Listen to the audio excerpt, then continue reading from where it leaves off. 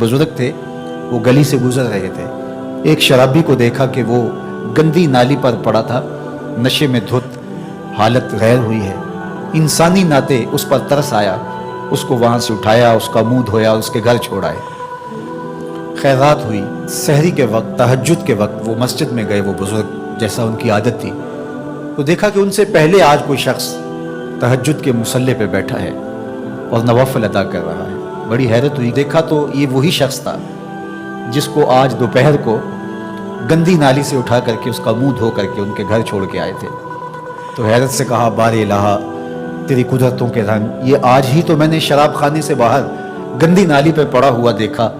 हातिफ से आवाज़ आई, मेरे बंदे, तूने इसका मुंह धो दिया था, मैंने इसका दिल धो दिया।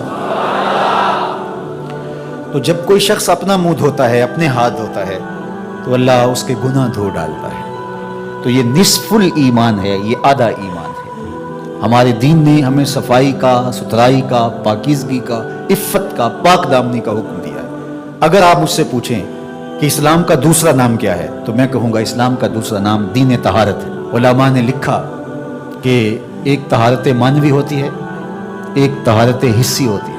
हमारा दीन मुतकाज़ी है इस बात का कि हमारा दिल शिर्क से, कुफर से पाक हो, हमारा दिमाग गुरूर से, तकब्बुर से, और हमारा अमल रिया से, हमारा दिल तसन्नु से, बनावट से, हिकद, कीने और बुग़्ज़ और नफ़रतों से पाक हो। मानवी नजासत से हम अपने आप को पाक करें। इसी तरह हम हर तरह के हदस से अपने आप को पाक करें, हद से असगर हो या हद से अकबर हो। वज़ू से रहें।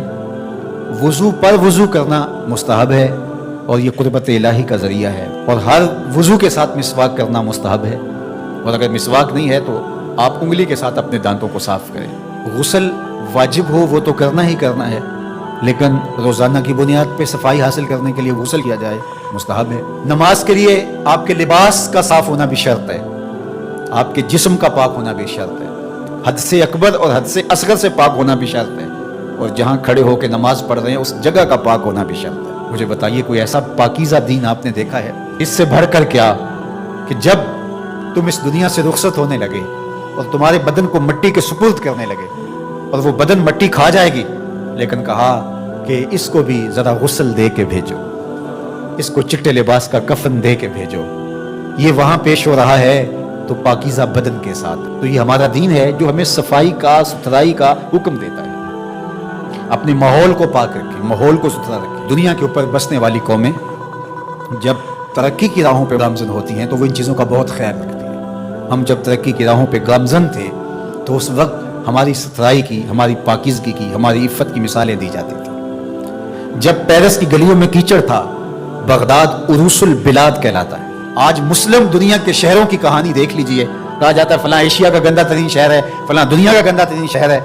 अपने इतराफ में फैली हुई गंदगियां देखिए। घर से शापर में गंदगी डाल करके अपने ही घर के दरवाजे पे फेंक के हम समझते हैं हमने घर की सफाई कर ली, तो वही पे पाँव से, गाड़ी के टायरों से लग के फिर हमारे अंदर जा रहा होता है। हमारे दीन ने तो हमें यह कहा, अगर कोई रास्ते में गिरी पड़ी चीज को जो गुजरने वालों के लिए रुकावट बने, उसको उठा के हम फेंक दें तो ये जन्नत के रास्ते की जमानत बन जाती है।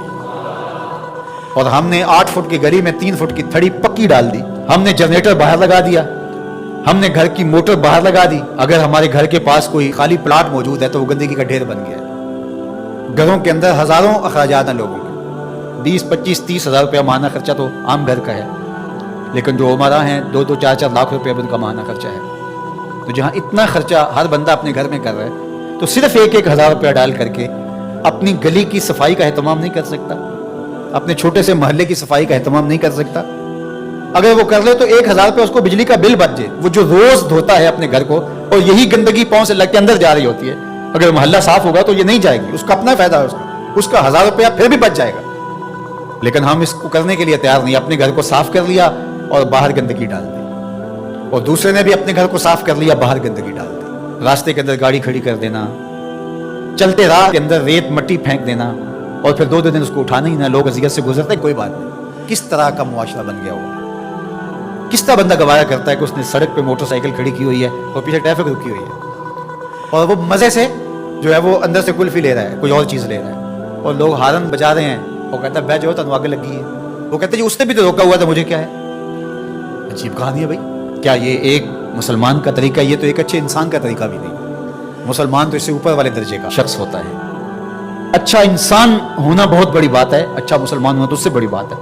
ہم سوچیں کہ جو ہمارے تیور, لچن, طرز زندگی, انداز معاشرت ہے, وہ ایک اچھے مسلمان ہونے کی تو دور کی بات ہے, اچھے انسان ہونے کی بھی نہیں ہے. تو ہمارا دین صفائی کا دین ہے, ہمارا دین پاکیزگی کا دین ہے. ماحول کی پاکیزگی سے لے کر ذات کی پاکیزگی تک, ظاہری پاکیزگی سے لے کے باطنی پاکیزگی تک, خیالوں کی پاکیزگی سے لے کے سوچوں کی پاکیزگی تک, طرز زندگی کی پاکیزگی سے لے کر انداز معاشرت کی پاکیزگی تک, ایک صالح, پاکیزہ, خوبصورت اور ستھرا معاشرہ تشکیل دینے کے لیے مجھے اور آپ کو کردار ادا کرنا چاہیے اور ہمیں اپنے حصے کا کام کرنا چاہیے. چیزوں میں ترتب ہو, خوبصورتی ہو, نظم ہو,